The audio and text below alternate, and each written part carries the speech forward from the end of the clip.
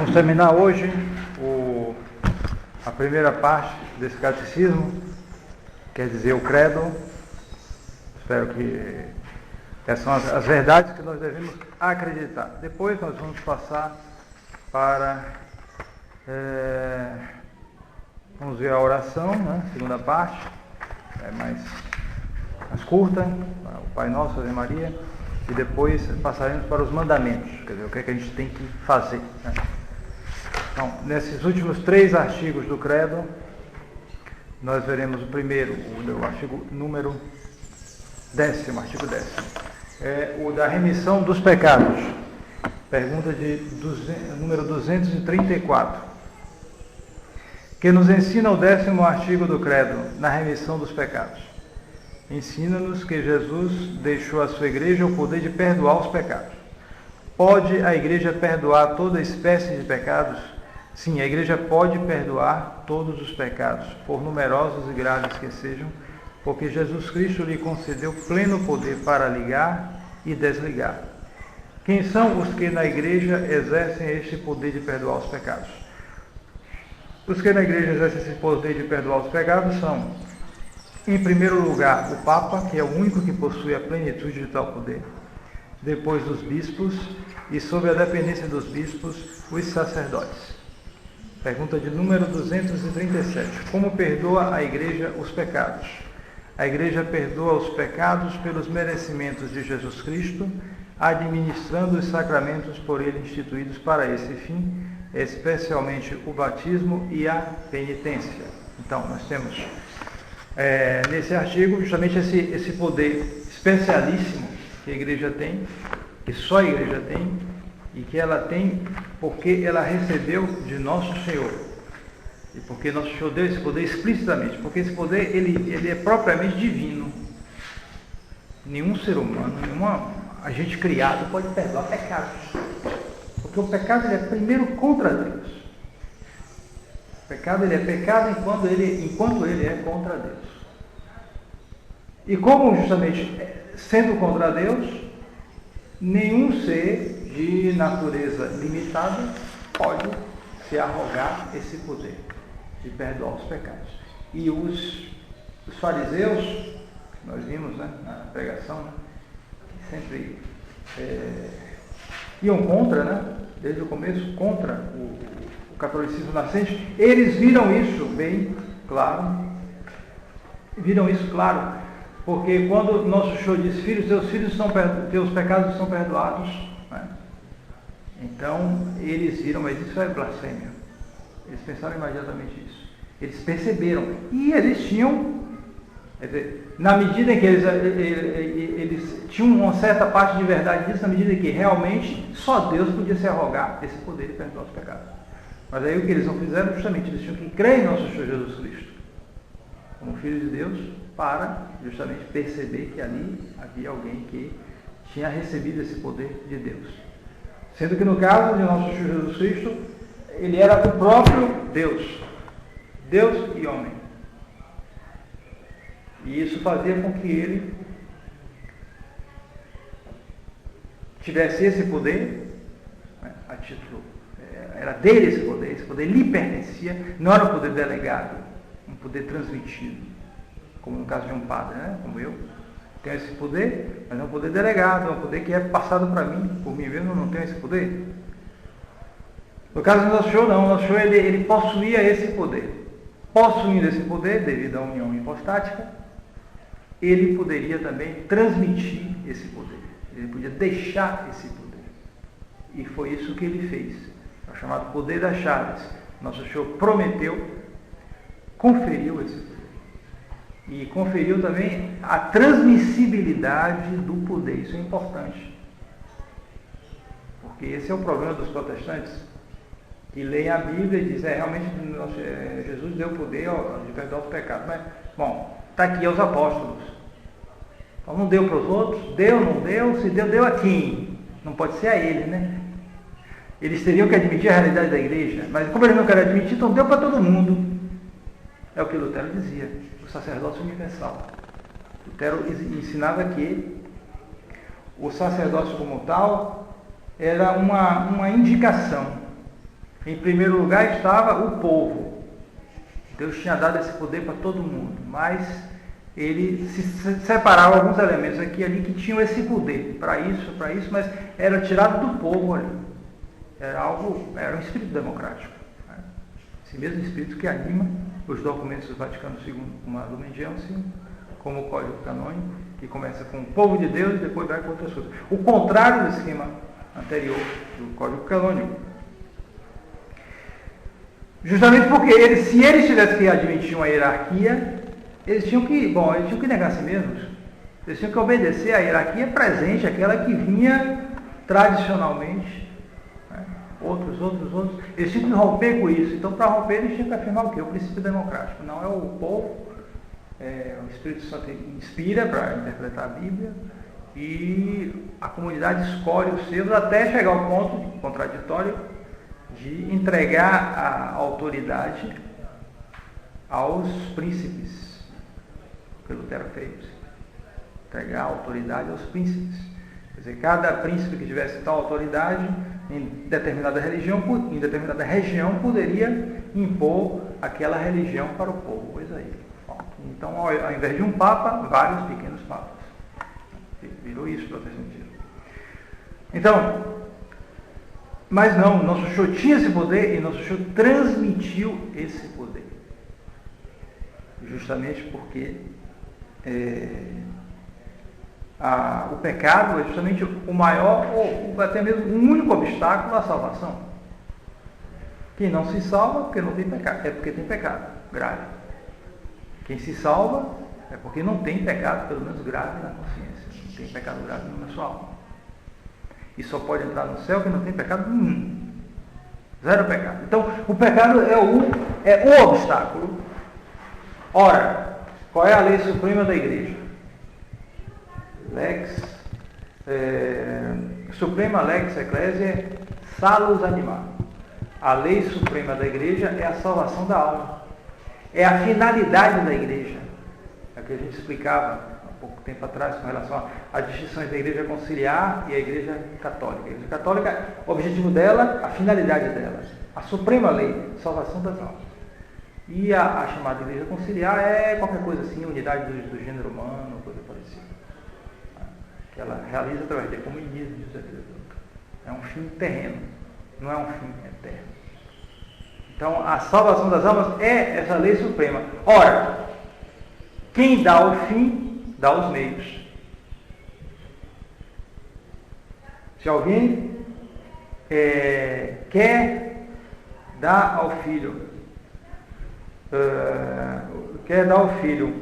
meu filho, você vai ser, eu vou lhe dar um comércio de boa qualidade, etc. Então, ele vai dar os meios, ele vai dar os contatos das mercadorias, o recurso para comprar o ponto, o que precisa para instalar computadores, luz elétrica, todo o imóvel e todas as condições para ele instalar o comércio dele. Então, quem dá o fim, dá os meios também. Então, Nosso Senhor deu essa lei, constituiu a igreja, que é o seu próprio corpo místico, com essa lei, salvação das almas. Então, ele vai dar o meio para isso, o meio privilegiado, que é justamente o poder de remissão dos pecados. É o principal.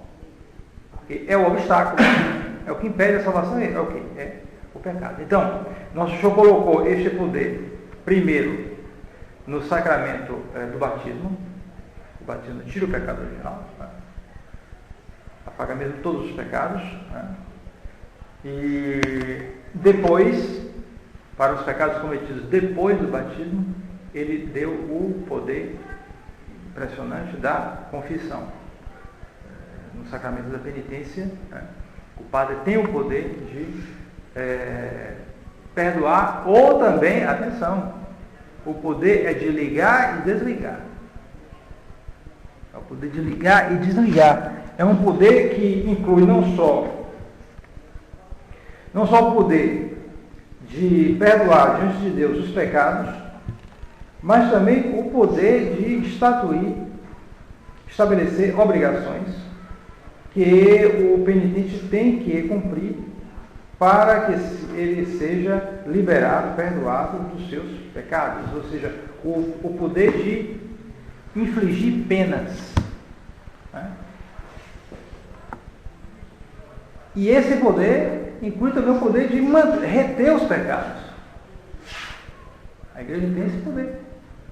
Reter os pecados se não houver sinal de arrependimento.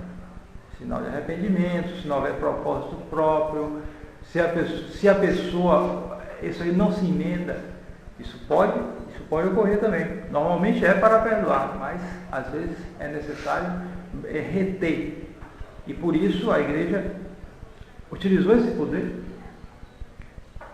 durante a história dela, e justamente isso foi um fator, um poder muito grande, na medida que a fé se estabelecia nas populações, nas sociedades, etc. Esse poder assumia proporções muito grandes, porque as pessoas tinham isso na mente. Qualquer pessoa que se torna católica verdadeira, ela vai enxergando justamente esse problema principal, talvez único, o principal, que é o pecado. Se ela resolver esse problema, tudo está resolvido, o resto passa. O mundano é o oposto. É tanta coisa que ele se preocupa. É dinheiro, é luxo, é isso, aquilo. Se ele vai para tal lugar, tal dia. Será que ele vai assistir a final da Copa do Mundo lá em 2014? Ele vai gastar não sei quanto, preparar já desde não sei quanto tempo antes para chegar lá. É uma série de coisas. O católico verdadeiro, ele tem o principal, que é salvar a sua alma. E ele se salva a sua alma justamente livrando-se dos pecados. Né? Então, se isso está bem, o mais é secundário. Então a vida se simplifica. A vida fica mais fácil, em certo sentido.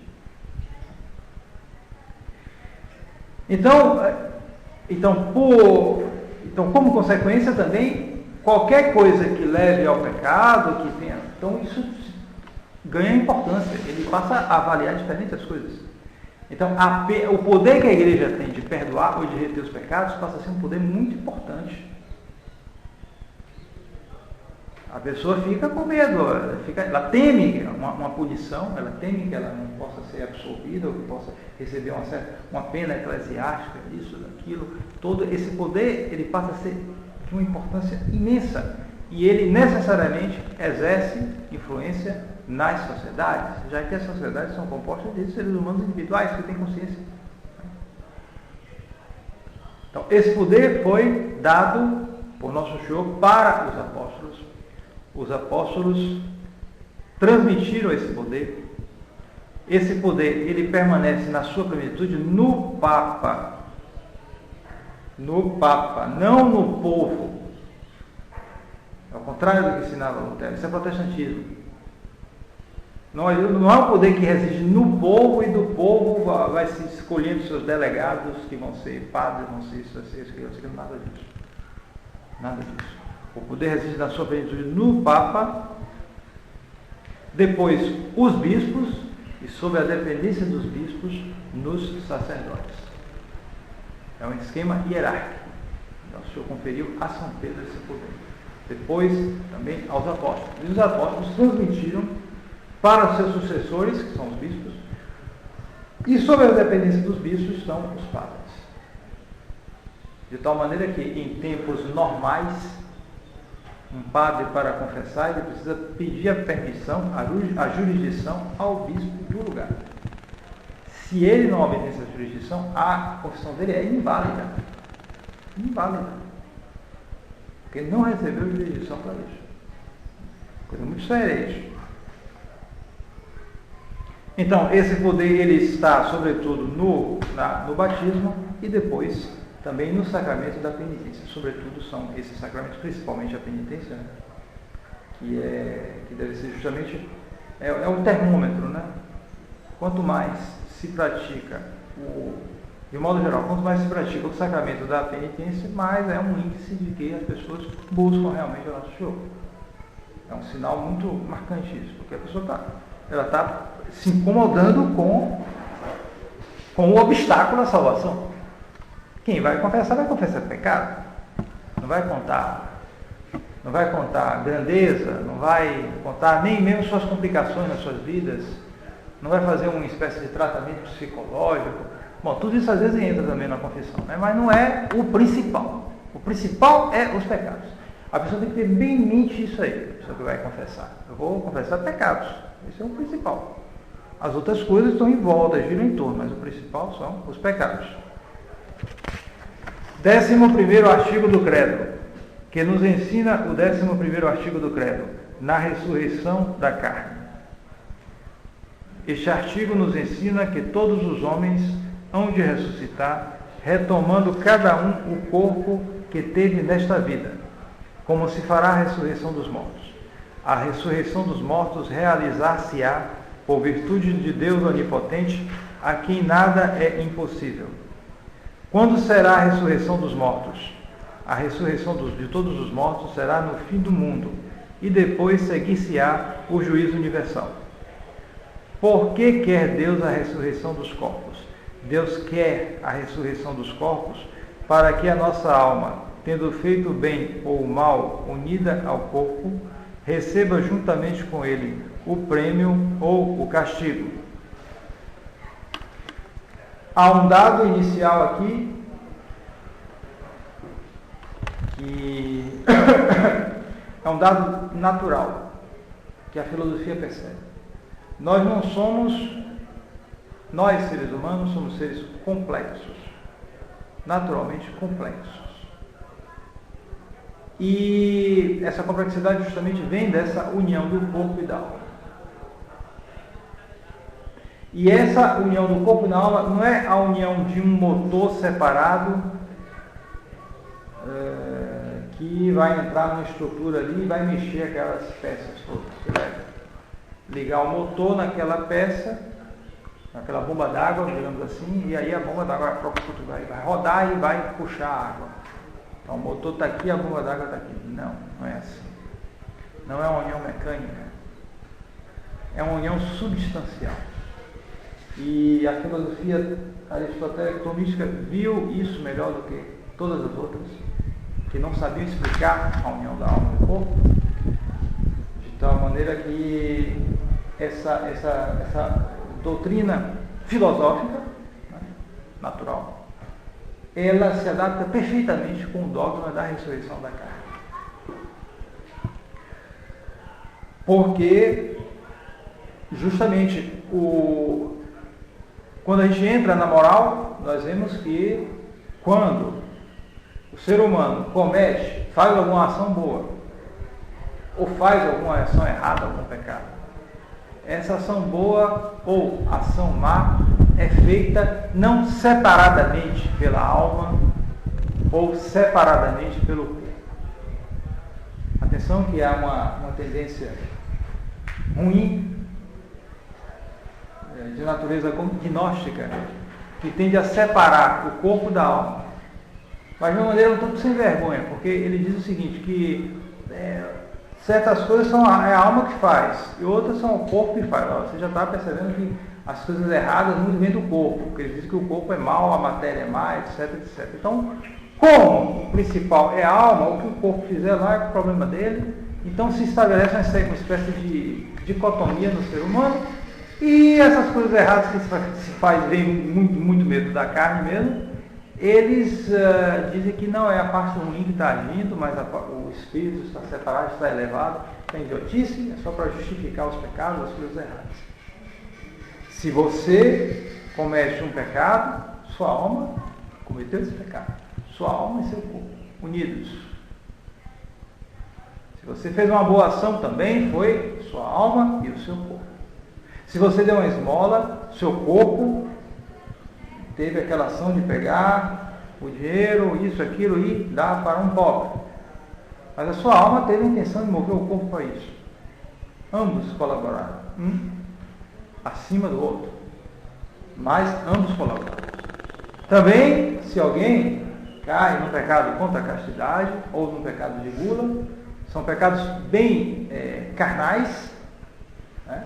Onde o corpo se livra, se perde as estribeiras, porém, houve um consentimento ali da alma. A alma não foi arrastada sem perceber, não. Ela consentiu naquilo. Ela consentiu. Ela deu sinal verde. Ela não cortou o que deveria cortar. E, portanto, ela é responsável. Ela responde por aquilo. Ela não foi forçada a comer aqueles quilos de comida no Réveillon. Não foi. Obrigada. Ela quis. Ela se deixou levar pelo atrativo. Mas ela consentiu. Então ela tem culpa. E tem culpa principal nisso também. Ora, morre o pecador ou o santo e vai ser julgado. Só que o corpo está ali e vai e apodrece. A alma vai receber o prêmio ou o castigo. Vai para o inferno, vai para o céu, vai para o purgatório. Mas seja a felicidade imensa do céu, seja a infelicidade total do inferno, sejam os tormentos e a purificação do purgatório, falta alguma coisa ali. Por quê? Porque falta o ator, como é que diz isso em linguagem? O ator... Adjuvante. É isso, adjuvante. O adjuvante. Ele tá ali apodrecendo, não recebeu nada. Ele vai ter que receber também. Ou prêmio ou castigo. E é isso justamente o que ensina a igreja.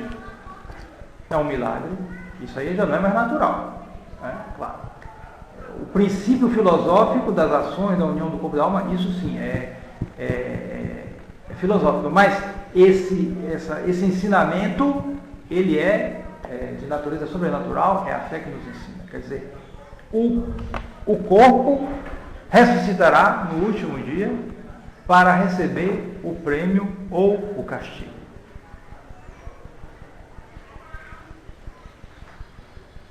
Justamente, ele vai receber esse prêmio junto com a alma. Vai ser um complemento, ou um complemento de felicidade ou de sofrimento. Ressuscitarão todos os homens, todos da mesma maneira? Não. Haverá enorme diferença entre os corpos dos eleitos e os corpos dos condenados. Porque somente os corpos dos eleitos terão, à semelhança de Jesus Cristo ressuscitado, os dotes dos corpos gloriosos. Quais são estes dotes que adornarão os corpos dos bem-aventurados? Serão, primeiro, a impassibilidade, pela qual eles não mais poderão estar sujeitos a males, nem dores de espécie alguma, nem às necessidades de alimento, de repouso, de qualquer outra coisa. Segundo, a claridade, pela qual eles resplandecerão como o sol e as estrelas. Terceiro, a agilidade, pela qual eles poderão passar, num momento, sem fadiga, de um lugar para o outro e da terra para o céu. Quarto, a sutileza, pela qual eles poderão, sem obstáculo, passar através de qualquer corpo, como fez Jesus ressuscitado. Como serão os corpos dos condenados? Pergunta número 244. Os corpos dos condenados serão destituídos dos dotes dos corpos gloriosos dos bem-aventurados e trarão o horrível estigma da reprovação eterna. Se diz que entre os bens secundários da bem-aventurança está uma marca dos bem-aventurados, dos santos, que será a auréola, né? Será um sinal de que eles se salvaram. Não é, aqui não é só um detalhe artístico, não, a auréola, né, aquela coisa, não. A auréola é como se fosse a coroa daquele que se salvou. Isso é algo que os teólogos afirmam isso. Assim também haverá um estigma para os condenados. E mais ainda para os batizados. Mais ainda para os sacerdotes condenados. Que justamente são sacramentos, o batismo, a crisma, a ordem, que imprimem caráter. Uma marca, uma marca espiritual indelével. Não tira nunca. Então isso certamente vai queimar mais no inferno. Mas será também um motivo de grande felicidade, no caso daqueles que se salvaram. E justamente os dotes destes corpos gloriosos, a impassibilidade justamente é essa incapacidade de sofrer, de morrer, né? E a razão intrínseca dessa impassibilidade é o submetimento, a submissão perfeita do corpo à alma, porque será um corpo espiritual. Os corpos gloriosos serão corpos espirituais. Aqui na Terra, os corpos são materiais. A alma influencia, mas você não vê a alma, não aparece nada. De tal maneira que muita gente acaba se deixando levar para o materialismo, coisa parecida, porque é como no tempo do positivismo, né, um cirurgião que dizia que eu nunca achei a alma na ponta do meu bisturi, outra tolice desse jeito. Ele nunca tinha achado, então não existia. Bom, você vê pelos efeitos, que é um corpo animado, evidentemente. Um corpo que se move a si mesmo. Mas você vê justamente o material, são corpos materiais, são corpos ligados a um espaço, são corpos que, para andar daqui e ali, é um esforço enorme. São corpos submetidos à lei do tempo, né? A lei do tempo. Pouco tempo atrás, todo mundo novinho, correndo, jogando bola. De hora para outra você percebe que passa um tempo não corresponde. Você quer jogar, fazer uma coisa, não corresponde. Não é a mesma coisa. E por aí vai, daí só vai pior, né? Aí vão os anos passando, daqui a pouco até para andar, isso, aquilo, assim é inevitável. E você olha aquelas crianças novinhas brincando, mas daqui a pouco está todo mundo aí, vai crescendo, depois envelhece do mesmo jeito como você foi menino também, cresceu, etc. Não tem jeito. É a lei, e sem falar nas doenças, nos sofrimentos. Tanta criança aí morrendo aí, essa geração agora está mais fraca, todas essas coisas químicas, essas coisas por aí. Tem gente aí com câncer, menino com câncer, doenças que antes eram raras, estão se espalhando, virando epidemias. O próprio progresso que veio para trazer mais facilidade, traz alguma facilidade, mas traz tanta doença, tanto problema. E você vê, então, todos esses corpos submetidos a isso e, coitados, são pobres corpos, né? Mas, no caso, os ressuscitados terão esse corpo em que a alma é o que vai mais aparecer, a alma, não é o corpo. O corpo vai aparecer como ele é realmente um acessório, uma coisa de menor importância, um coadjuvante. Depois, a sutileza, quer dizer, a propriedade pela qual o corpo se fará semelhante aos espíritos, porque poderá penetrar corpos sem lesão alguma.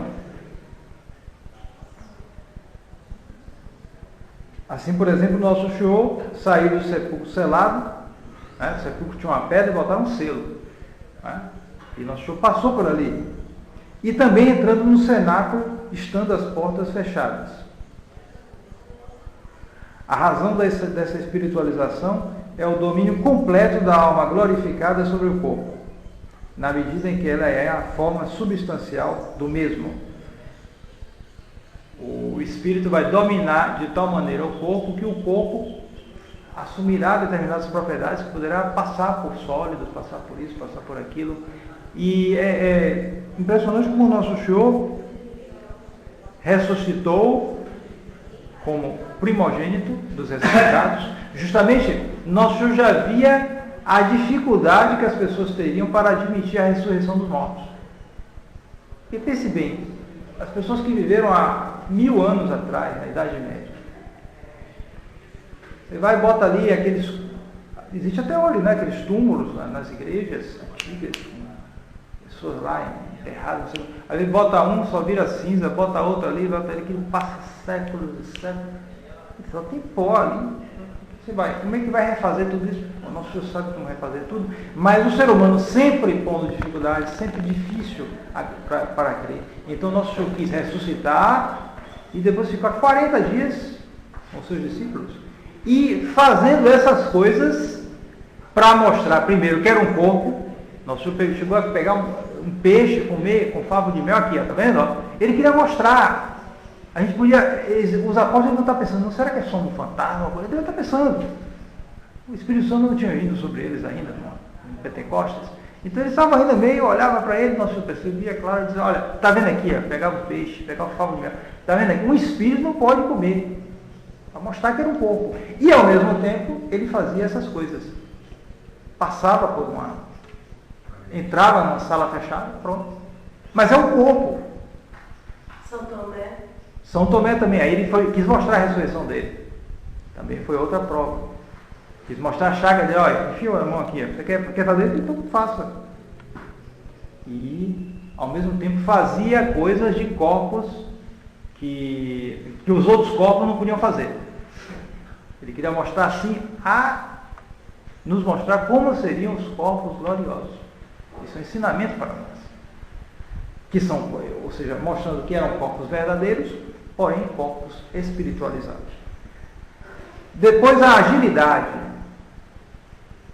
Nenhum desses campeões aí de futebol pode ter uma agilidade incomparável à agilidade de um corpo glorioso. Porque aqui o que se trata é o seguinte: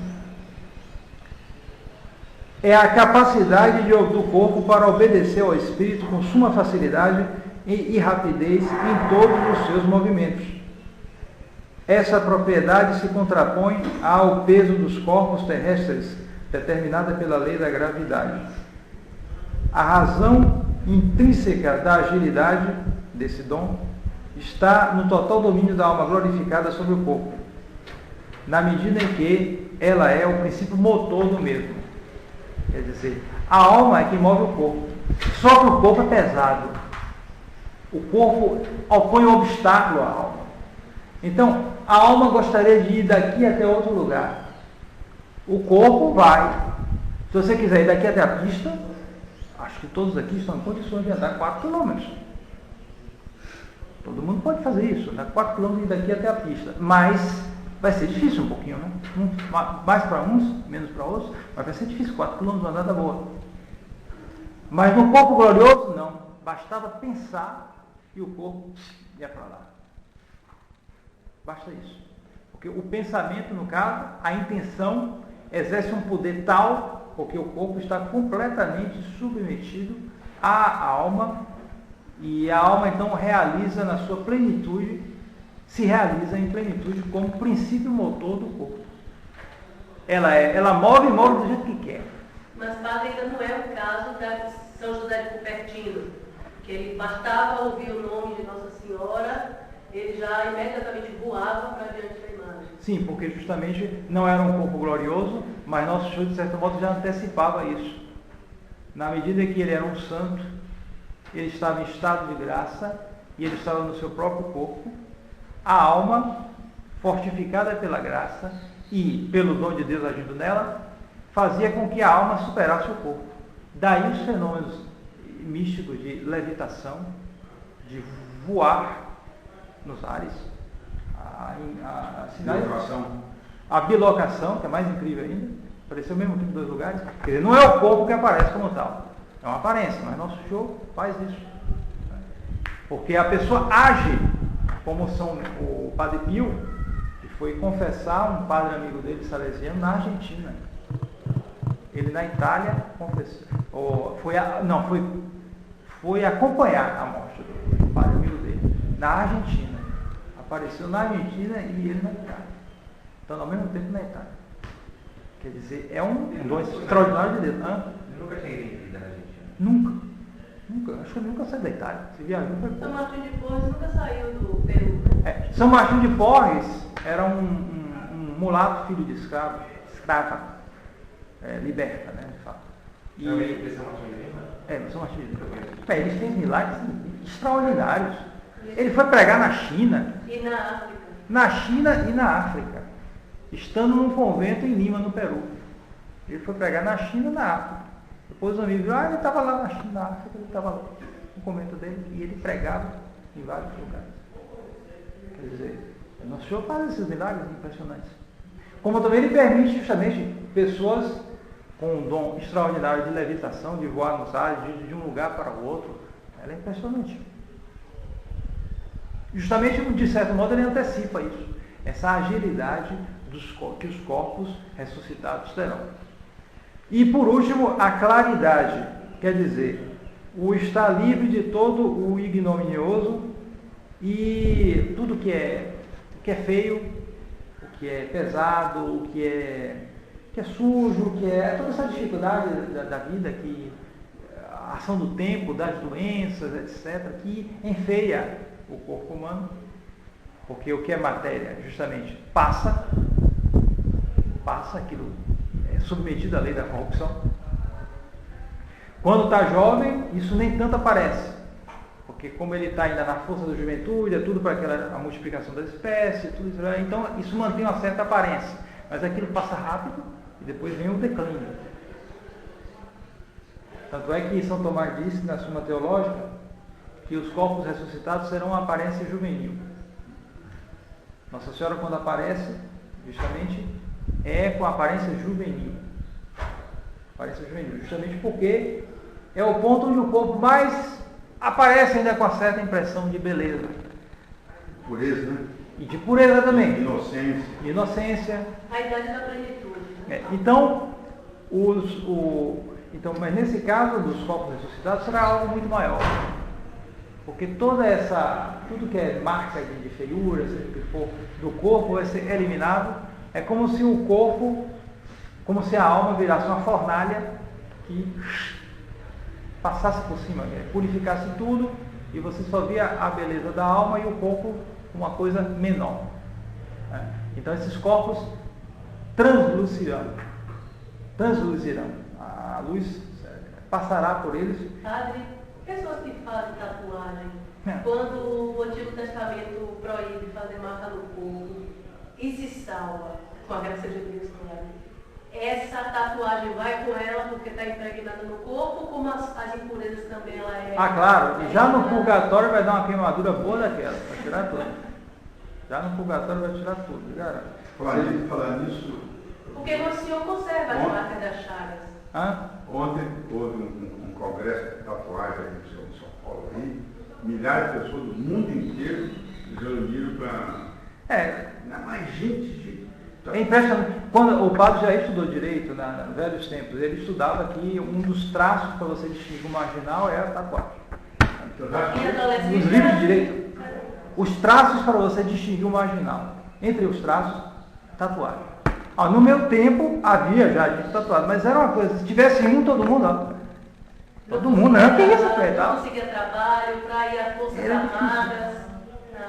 Hoje, o negócio sim, é impressionante como eles conseguem banalizar as coisas, as pessoas entram nisso, você dá conta, você se dá conta, vão entrando nisso aí. Hoje os diretores de bancos, de empresas, tudo tem. É policial, e houve a eleição lá dos mais tatuados, né? Infinidade de gente tatua o rosto inteiro, o corpo inteiro, tudo tatuagem, parece homens e mulheres. E gente que parece até... me falaram lá em Pernambuco, dizendo, um rapaz lá em Pernambuco foi para a Alemanha, está na Alemanha, está rico a tanto poder mais. O que é que ele é? Tatuador. Foi para a Alemanha fazer tatuagem na Alemanha. Está rico. Hoje a normal é não ter essa iluminação. É impressionante. A degradação é muito grande. Tem curso como tatuar. E geralmente figuras horrendas, Fabinho, assim. No hospital eu vi uma coisa macabra, eu falei, meu Deus, se essa criatura se morrer com um negócio desse. Não, de fato, é porque você deve ver o seguinte, quanto pior é a coisa, aquilo exerce uma marca na pessoa. Porque justamente demonstra um estado de espírito, aí geral é besteira. Se eu botar uma borboleta, sei lá, é besteira. Mas às vezes ele bota uma vez bota do time, né? O time de futebol, já viu lá no Rio de Janeiro, Flamengo, tudo bem. Serpente, agora quando bota uma serpente, um dragão, um demônio, é claro que é uma consagração, uma entrega, né? Se diz que um dos generais do Exército Federal Mexicano tinha o demônio tatuado nele. Quer dizer, já naquela época, dos anos 20, o sujeito tatuava, né? Porque ele estava entregue mesmo. Então, há uma influência. Então, o demônio age ali. Então, para se salvar uma pessoa disso é mais difícil. Mas Nosso Senhor considera essa banalização das coisas? Nosso Senhor pode levar em conta... O catolicismo hoje não é como era. Sim, Nosso Senhor pode levar em conta. Aí é cada caso. Às vezes uma pessoa pode botar uma coisa que é bonitinho, botar uma borboleta, sei lá, uma besteira daquela. Bom, o Senhor pode servir. Depois a pessoa se converta, tudo, ela procura tirar aquilo, quando ela puder tirar aquilo, Porque tem tatuado aí, gente aí na tradição, aí conta aí. Está lá com uma tatuagem dos tempos que ele estava naquilo. Então, quando ele puder, ele tira aquilo. Mas em princípio a gente não é, porque devido a essa banalização, a gente não pode chegar uma pessoa porque uma tatuagem antigamente era um sinal que a gente não é. Hoje em dia não, a gente tem que, porque a pessoa está sabendo, entra naquilo, porque é moda ali, não é moda. Porque banalizou a coisa, impressionante. Como é moda, tem as mães que não querem que tatue, porque é uma coisa que não sai mais, já tem um adesivo, coloca, só para dizer que está na moda, depois tira, né? Aí muda. Justamente. É adesivo já. Bom, então são esses dons, a claridade, justamente, que nosso Senhor mostrou antes da sua ressurreição no Monte Tabor, né? Nosso Senhor deixou-se mostrar um pouco. E também a mãe de São João Bosco apareceu aí uma vez, né? Mostrou um pouco da beleza, aquela claridade, não reconheceu a beleza da mãe, porque tinha aparecido naquela maneira, mostrando um pouco da bem-aventurança do céu. Não estava nem com o corpo ainda, mas mostrava, assim, dava uma ideia do que era a felicidade no céu. 12º artigo do Credo, que nos ensina o último artigo do Credo, na vida eterna. O último artigo do Credo ensina-nos que depois da vida presente há outra, ou eternamente feliz para os eleitos do paraíso, ou eternamente desgraçada, é o termo do catecismo, para os condenados do inferno. Podemos compreender a felicidade do paraíso? Não podemos compreender a felicidade do paraíso porque excede os conhecimentos da nossa inteligência limitada e porque os bens do céu não podem comparar-se aos bens deste mundo. Em que consiste a felicidade dos eleitos? A felicidade dos eleitos consiste em ver, amar e possuir para sempre a Deus, fonte de todo bem. Em que consiste a desgraça dos condenados? A desgraça dos condenados consiste em serem para sempre privados da vista de Deus e punidos com tormentos eternos no inferno. É interessante esse termo, que aqui na Bahia tomou um termo, uma conotação um tanto de palavrão, né? Mas na verdade é o que é desprovido de graça. Exatamente. A pessoa diz hoje, virou praticamente um nome feio, mas na verdade é um termo que se usa por ele. Se usa. Porque indica o sujeito desprovido da graça. E isso é verdadeiramente um inferno. Porque no inferno a pessoa perde a graça de maneira definitiva. Aquele que está em pecado mortal é um desgraçado nesse sentido, mas é temporário esperando, né? Até que ele vá ao tribunal da confissão, então ele está agraciado de novo. Mas o que foi para o inferno, esse não tem mais jeito. Esse danado também. Se chama também danado. Viu uma pessoa que é muito ativa, vê um menino danado. Exatamente. Aí outra alteração semântica que trai também. Eu, desde pequeno, menino danado. É um menino. Não, menino danado é um menino que ninguém pega, chama de pestinha, de capetinha, chama. É terrível. Não, na verdade, o danado, ele sofreu um dano. E esse dano, justamente, é a chamada desgraça. Mas também, mesmo esse termo desgraçado, usa também. O padre Jair conta, lá no seminário, tempo antigo, o padre, dizia ele, que, falando do menino, o Jair, né? Não, ele pega a música, ele pega a música, tem um ouvido desgraçado esse menino. Porque usa nesse mesmo sentido, porque tinha um ouvido bom, o Jair tem um ouvido bom, pega bem música, então já menino tinha, então já dizia, não, isso aí tem um ouvido desgraçado esse menino. Eu também peguei essa expressão. Modificação semântica desses termos. Na verdade, esses termos são bem negativos. São dignos de pena. Alguém danado, alguém desgraçado, porque se refere justamente aos condenados. O sentido primeiro é esse. Mas usa no inverso. Às vezes usa danado porque é uma coisa boa. Porque hoje... porque o modernismo altera muita coisa, né? Infeliz também, Fábio? Infeliz também, claro. Infeliz. Se diz também. É a inversão semântica de várias palavras que acabaram tomando um sentido, às vezes um sentido contrário.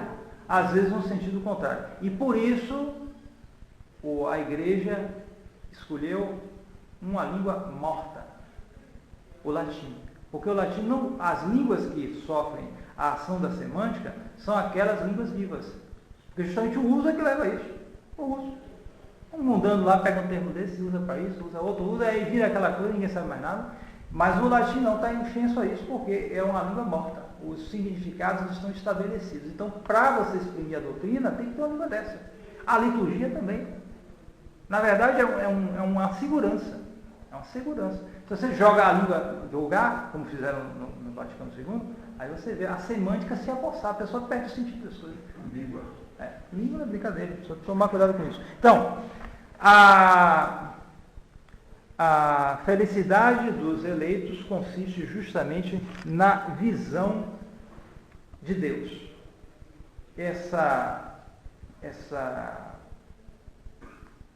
Justamente essa, a gente não entende isso. A gente não entende isso. Os mundanos, sobretudo.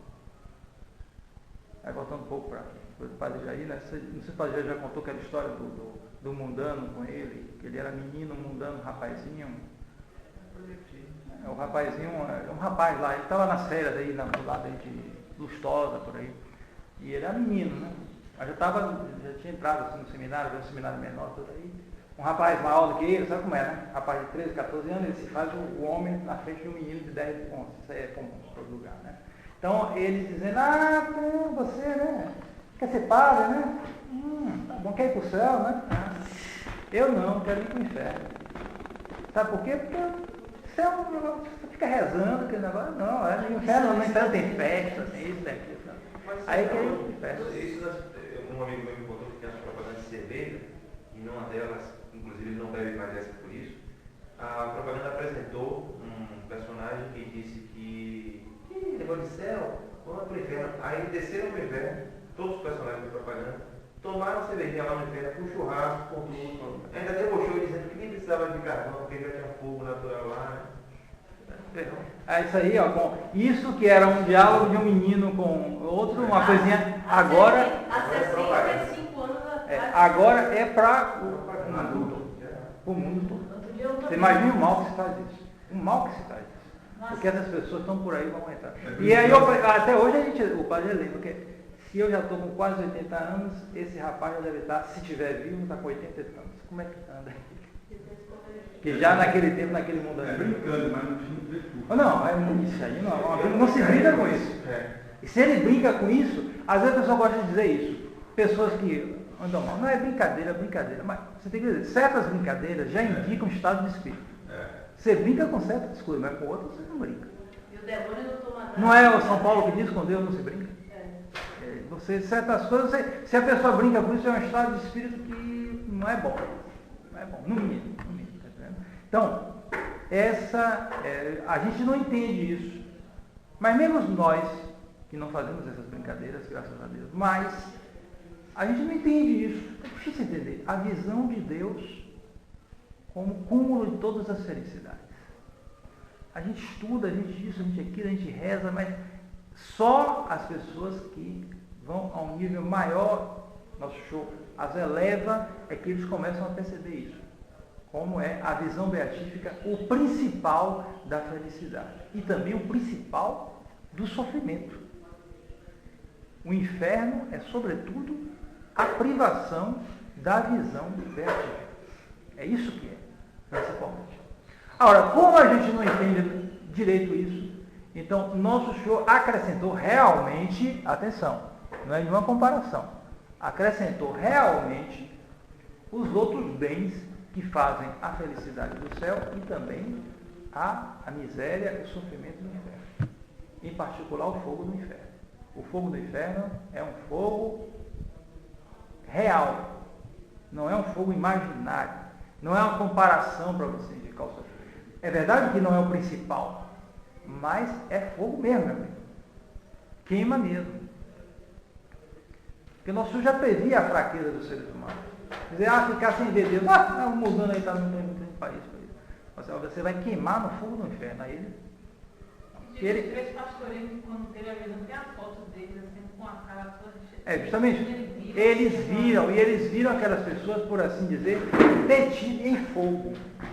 E quando vai se explicar justamente o fogo do inferno, eles dizem isso, que o fogo, ele adquire virtude de Deus para punir as almas, porque a pergunta, se é alma, como é que está sendo punida com o fogo material? É verdade, é uma alma, mas Deus dá uma faculdade daquele fogo, daquela alma ser detida pelo fogo. Quer dizer, aquela tendência da alma para fazer o que quer, para se expandir, que está ligada ao corpo aqui, quando o corpo sai, a alma é como se fosse uma flecha, que segue no sentido. O sentido é justamente para o bem. Mas se ela é pecadora, ela não vai alcançar o bem, ela não pode, não quer mais o bem verdadeiro. Então ela é, por assim dizer, detida pelo fogo, de tal modo que a ação dela fica toda oprimida pelo fogo do inferno. Eu ouvi falar também, não sei em que livro, mas se fala muito sobre isso. Que a pior coisa que existe no inferno não é nem um fogo, é a privação de Deus. Não, mas isso que eu estava dizendo agora. A privação de Deus, quer dizer, é o pior. Mas esse fogo vem, ele é real, e ele vem acrescentar-se a isso. E é realmente um sofrimento imenso. E por isso, quando os pastorinhos viram o inferno, eles viram as pessoas como se fossem brasas. É como se fosse, me dá a impressão, como se fosse o poder do fogo do inferno que detivesse aquelas almas ali. Mas não se arrepende e odeia Deus. Não, aí não tem jeito, justamente é porque elas não querem, elas se fixaram naquela atitude, é que elas não querem Deus. E essa é a razão principal da eternidade das penas, do estado eterno delas. Elas são atraídas, mas odeiam e por isso repetem a atração natural. Exatamente. É que nem aquela moça da Carla que quando ela morreu, parece que nós foi dando uma chance a ela no final, que ela diz assim, arrependimento, jamais. Sim, bem, quando bateu o carro, acho que ela estava, não sei se ela estava ainda um pouco, né? Eu não estou mais bem lembrado se ela teve alguma das suas graças. Mas ela já estava naquele caminho, ela não quis. Então, entrou naquele estado. Depois da morte, pronto, acabou. Não tem mais chance. Entra nesse estado justamente eterno. É a vida eterna. Essa vida pode ser uma vida de felicidade eterna ou de infelicidade eterna. Né? E pergunta do número 249. Por agora não só para as almas, por agora são só para as almas os bens do paraíso e os males do inferno. Os bens do paraíso e os males do inferno, por agora, são só para as almas, porque por enquanto só as almas estão no paraíso ou no inferno. Mas depois da ressurreição, os homens, na plenitude da sua natureza, isto é, em corpo e alma, serão ou felizes ou infelizes para sempre. Serão iguais para os eleitos, os bens do paraíso, e para os condenados, os males do inferno? Não. Serão iguais na substância e na duração, mas na medida, isto é, no grau, serão maiores ou menores segundo os méritos ou deméritos de cada um, porque justamente, assim como o nosso Senhor diz que no céu há várias moradas, também no inferno há várias moradas. E isso deve ser um aviso para nós, porque a tendência hoje dos menos ruins é a mediocridade. Então eles gostam de olhar aquelas notícias de jornal ou dessas revistas, sei lá, com cada tipo de gente perdida, tanto por demais, tudo quanto é coisa, aquela gente que eu não sei, tem coragem de aparecer assim, com aqueles vícios, com aquelas coisas, porque justamente é uma espécie de querer livrar o lado dele. Então ele anda também coisa errada, mas não é isso aí, eu não faço isso, eu não faço aquilo, eu não faço aquilo. Mas ele é uma espécie de uma coisa assim, meio... Então, ele procura livrar o lado dele assim, olhando essas coisas, olha só, o sujeito assassinou isso, aquilo, pervertido, isso, aquilo, drogado, isso, aquilo, mas eu não tenho. Mas, se ele parar para examinar, ele vê que não tem coisa errada também nele. Então, é muito importante lembrar esse raciocínio aqui, que é verdade, em princípio essas pessoas vão pegar um inferno pesado daqueles, mas não quer dizer que os outros não peguem inferno pesado, inferno também, se andarem mal, se andarem fora do caminho dos mandamentos. Existem muitas moradas também no inferno. E assim também no céu. Há pessoas que esse salmo assim na ponta a pontinha mesmo, né? A gente fica até, rapaz, fulano se salvou. A gente vai ter essas surpresas. No juízo final a gente vai ver que a gente, rapaz, fulano de tal se salvou, sujeito. salvou. Nosso Senhor teve misericórdia dele, ele fez um ato, conseguiu salvar no final. E outro santo não se salvou. Outro santo, entre aspas, talvez não tenha se salvado. E a gente verá justamente pessoas que se salvaram assim, que estão num grau lá embaixo porque andaram muito mal, ou porque se salvaram na última hora, ou porque foram muito medíocres, muito tíbios. Nosso Senhor levou, até que, olha, tá bom, eu vou salvar esse, porque bom, ele não tá. Mas se salvou, conseguiu, incrível, salvou, não caiu. Mas foi assim, é um anão.